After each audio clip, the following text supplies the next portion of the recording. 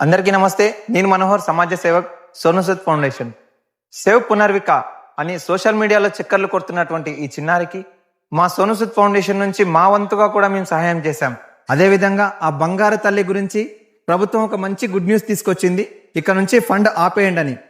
అలాగే ఈ చిన్నారి పునర్వికతో పాటు చాలా మంది ఎస్ఎంఏ వ్యాధితో బాధపడుతున్నటువంటి వాళ్ళు ఎంతో మంది ఇంకా ఉన్నారని చెప్పేసి సోషల్ మీడియాలో ఇప్పుడు రావడం జరుగుతుంది. అదేవిధంగా ఆ చిన్నారుల గురించి ఇప్పటి వరకు వైరల్ కాకపోగా ఆ చిన్నారుల డిజీజ్ నుంచి బయటపడక ఈ చిన్నారి పునర్విక గురించి బయటపడ్డందుకు ఈ వ్యాధి నుంచి బాధపడుతున్నటువంటి వారి గురించి ఇప్పుడిప్పుడు బయటకు వస్తుంది.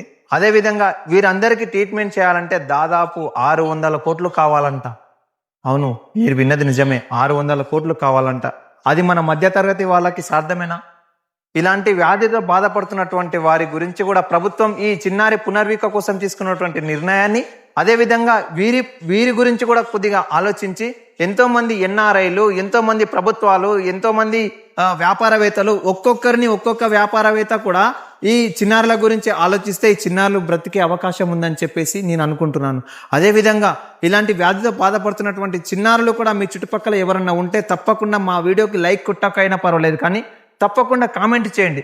కామెంట్ చేస్తూ ప్రభుత్వాలు కూడా ముందు ఇలాంటి డిజీజ్తో బాధపడకుండా ముందే వ్యాధిగ్రస్తులు కాకుండా అవగాహన చర్యలు కూడా తీసుకోవాలని చెప్పేసి కోరుకుంటూ ఈ వీడియోని ఎంత వీలైతే అంతవరకు షేర్ చేస్తారని చెప్పి కోరుకుంటూ జై హింద్, జై భారత్.